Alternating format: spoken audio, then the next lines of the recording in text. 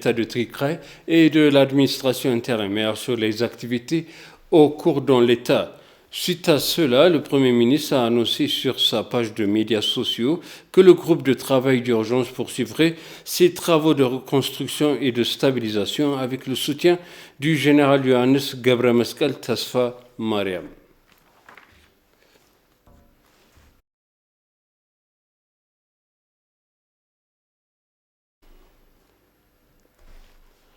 Le vice-premier ministre et ministre des Affaires étrangères Damak Makonnen a appelé à des efforts communautaires pour lutter contre les trafics d'êtres humains. S'adressant aux participants au Forum national en cours pour lutter contre le traite et le trafic d'êtres humains, Damak a souligné la nécessité d'une action participative de grande envergure pour lutter contre le trafic d'êtres humains, soulignant la nécessité de consolider les activités de prévention communautaire. Un forum de mobilisation publique axé sur la recherche d'un éventuel mécanisme de lutte contre les traites et le trafic d'êtres humains en cours à Addis Abeba en présence de hauts responsables gouvernementaux, dont le vice-premier ministre.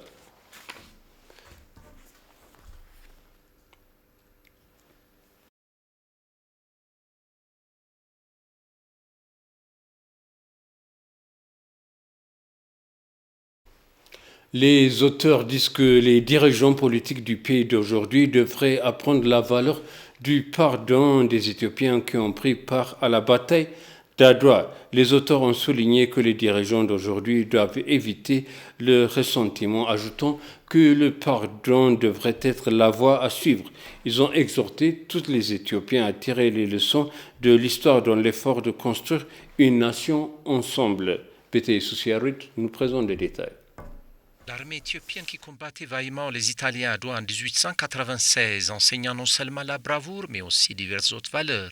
Parmi ces valeurs qui organisent et dirigent tous les Éthiopiens dans une psychologie unifiée de manière cohérente, il y a la plus importante. Les historiens approchés par ETV ont déclaré que les Éthiopiens avaient commencé à mobiliser leur armée une fois par la trahison de l'Italie à Wuchale était évidente.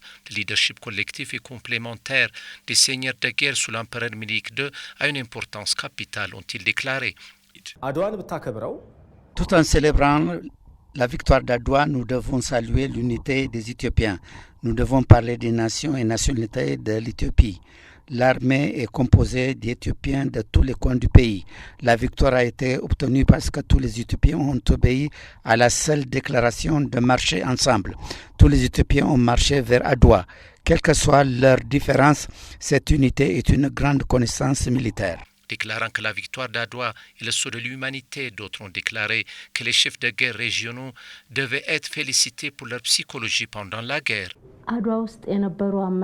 Les dirigeants éthiopiens de la bataille d'Adwa étaient des vrais humains. Ils ont bien compris la valeur et l'honneur d'être humains. Et ils ne gardent pas de rancune pendant longtemps.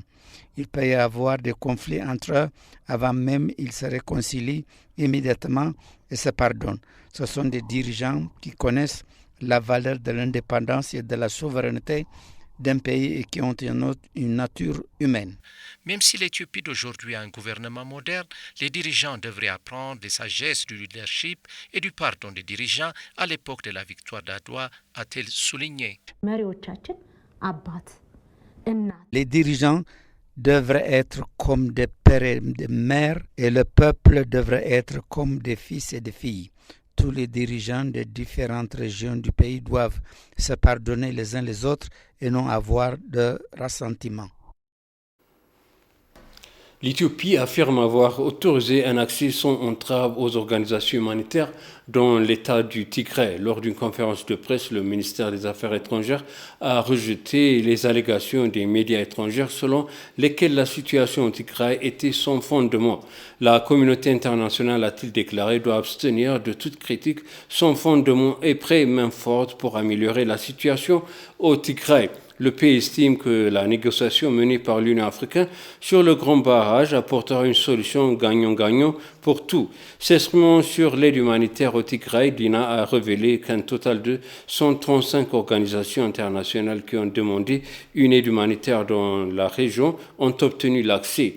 Dans son exposé, l'ambassadeur d'INA a également évoqué les principales activités menées dans les domaines de la diplomatie économique et citoyenne au cours des 2 dernières semaines.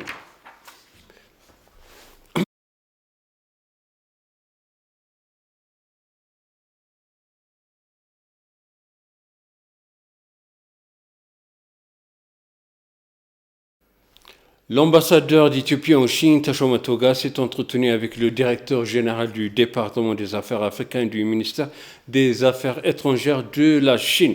Les deux parties ont débattu des relations bilatérales, des questions régionales et mondiales d'intérêt commun pour l'Éthiopie et la Chine. Tashoma a informé le directeur général des problèmes nationaux et frontaliers actuels entre l'Éthiopie et le Soudan. Il a également informé les responsables chinois de l'état actuel des négociations tripartites sur le grand barrage de la Renaissance hydroélectrique entre l'Éthiopie, le Soudan et l'Égypte.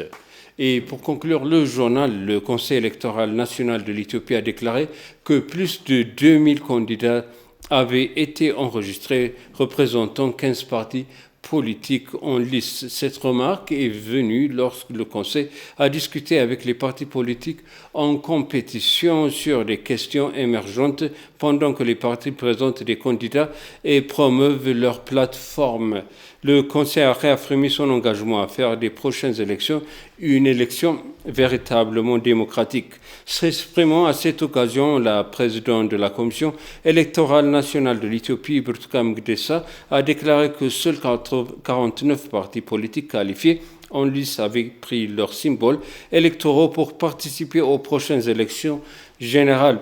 Burtukan a exhorté les partis politiques en compétition à enregistrer leurs candidats en fonction du calendrier fixé par le Conseil. Certains représentants des partis en lice ont pour leur part demandé au Conseil de reporter la date limite d'inscription des candidats.